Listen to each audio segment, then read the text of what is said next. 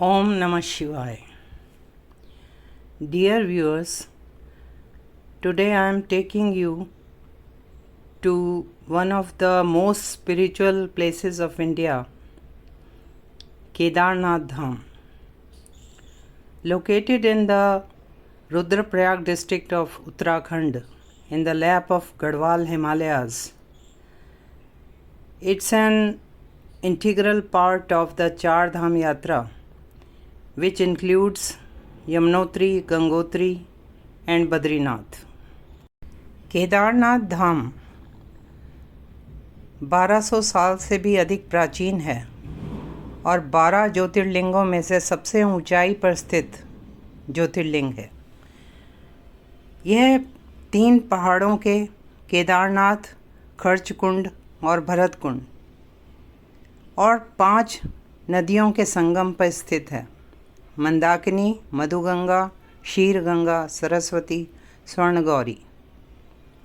सबसे पहली बार मंदिर का निर्माण पांडवों ने कराया जब वे प्रायश्चित करने यहाँ आए, क्योंकि वे गोत्र हत्या और ब्रह्म हत्या जो उनसे महाभारत के युद्ध में हुई थी उससे दुखी थे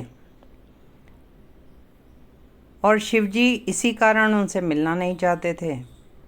शिवजी उन्हें देखकर लुप्त हो गए और पांडवों को बाद में उनके पीछे का हिस्सा ही दिखा, जो कि केदारनाथ ज्योतिर्लिंग है। उनके हाथ तुंगनाथ में दिखे, मुंह रुद्रनाथ में, नाभि और उदर मध्य महेश्वर में और बाल कल्पेश्वर में दिखाई दिए। 5 जगह पांडवों ने शिवालय बनवाए। पंच केदार दर्शन के बाद बद्रीनाथ जी के दर्शन किए जाना भी आवश्यक बताया जाता है। कुछ विद्वान कहते हैं कि जन्मेजय जो पांडव वंश के ही थे उन्होंने यह मंदिर बनवाया। कुछ कहते हैं राजा भोज ने 1076 से 99 में जिनका शासन रहा, विक्रमी संवत में, उन्होंने बनवाया। और 8वीं शताब्दी में यह तो निश्चित ही है कि 8वीं शताब्दी में शंकराचार्य जी ने यहाँ पुनर्निर्माण किया इस मंदिर का, जब वो हिंदू धर्म की पुनर्स्थापना कर रहे थे। यहाँ उनका समाधि स्थल भी है जहाँ उन्होंने महासमाधि ली थी।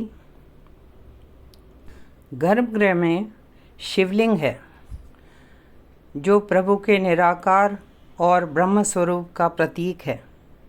एक छोटा हॉल है जिसमें माँ पार्वती, 5 पांडव, द्रौपदी और श्री कृष्ण जी की मूर्ति भी है।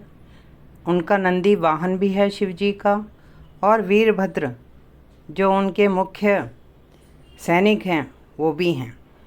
केदारनाथ धाम अप्रैल में अक्षय तृतीया से नवंबर कार्तिक पूर्णिमा तक खुला रहता है। सर्दियों में 6 महीने के लिए विग्रह की पूजा उखी मठ में होती है और केदारनाथ जी में अखंड ज्योति जलती रहती है, जैसे बद्रीनाथ जी में जलती है। और इन 6 महीनों में जो भैरवनाथ जी हैं वो इस क्षेत्र की रखवाली करते हैं। केदारनाथ जी के रावल हेड प्रीस्ट जो हैं वो कर्नाटक वीरशैव संप्रदाय से होते हैं, लेकिन वो स्वयं पूजा नहीं करते। उनके निर्देश पर उनके सहयोगी यह कार्य करते हैं। लेकिन रावल जी मूर्ति को सर्दी के 6 महीने के लिए पूजा के लिए उखीमठ ले जाते हैं। साथियों, इस मंदिर से जुड़ी विशेष बातें बताती हूँ आपको। यह मंदिर दक्षिण दिशा की ओर खुलता है। आमतौर से मंदिर पूर्व की दिशा की ओर खुलते हैं और यह मंदिर इंटरलॉकिंग से बनाया हुआ है।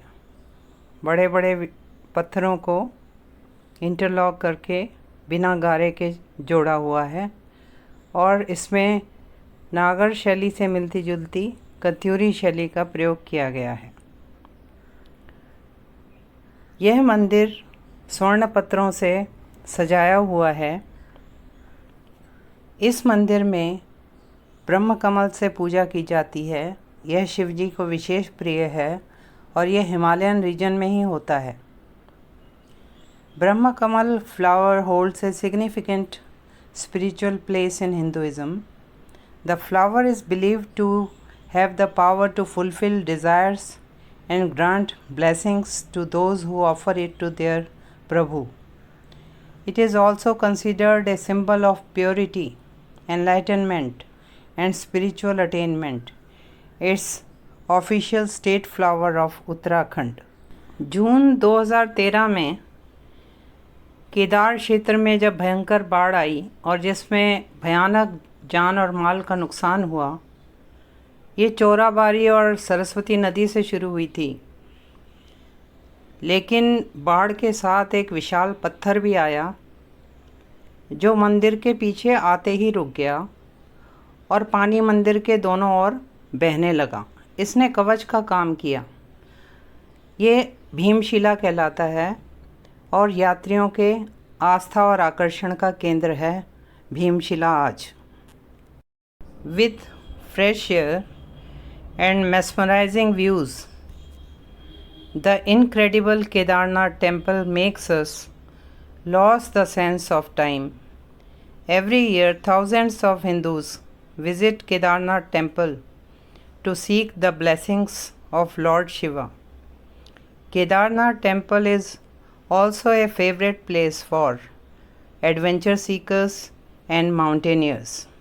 साथियों, शिव पुराण जो इस भूतल पर भगवान शिव का वांग्मय रूप है, जिसका अमृत पान करने वाले मानव का चित्त शुद्ध हो जाता है, उस शिव पुराण के अनुसार नर नारायण के और स्थानीय लोगों की प्रार्थना पर भगवान ने लोक कल्याण के लिए और भक्तों को दर्शन देते रहने के लिए ज्योतिर्लिंग रूप में यहाँ स्थापित होना स्वीकार किया।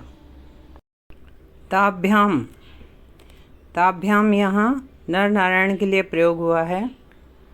ताभ्याम संप्रार्थिता शंभु पार्थिवे पूजनाय वै आयाति नित्यम तल्लिंगे भक्ताधीनतया शिवा। साथियों, इस वीडियो का अंत मैं श्री शिव महापुराण के अंतर्गत चतुर्थ कोटि रुद्र संहिता के श्लोकों से कर रही हूँ, जिसमें लिखा है कि केदारेश्वर के भक्त उनकी यात्रा करते समय अगर मार्ग में मृत्यु को भी प्राप्त होते हैं तो भी मुक्त हो जाते हैं, क्योंकि क्लाइमेट वहाँ का एक्सट्रीम है। और वहाँ जाकर प्रसन्नता से युक्त होकर केदारेश्वर का पूजन करें। वहाँ का जल पीकर मनुष्य का पुनर्जन्म नहीं होता। इस भरतखंड में सभी प्राणियों को नर नारायण तथा केदारेश्वर की भक्तिपूर्वक पूजा करनी चाहिए। वे इस भूखंड के स्वामी हैं और सभी कामनाओं को पूर्ण करने वाले हैं।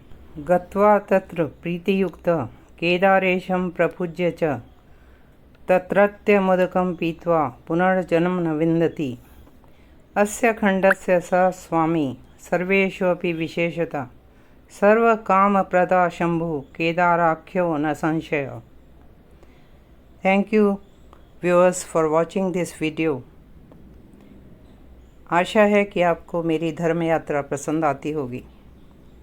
If you like my channel and please like, share and subscribe.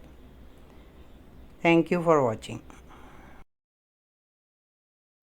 Om Namah Shivaya. Om Namah Shivaya.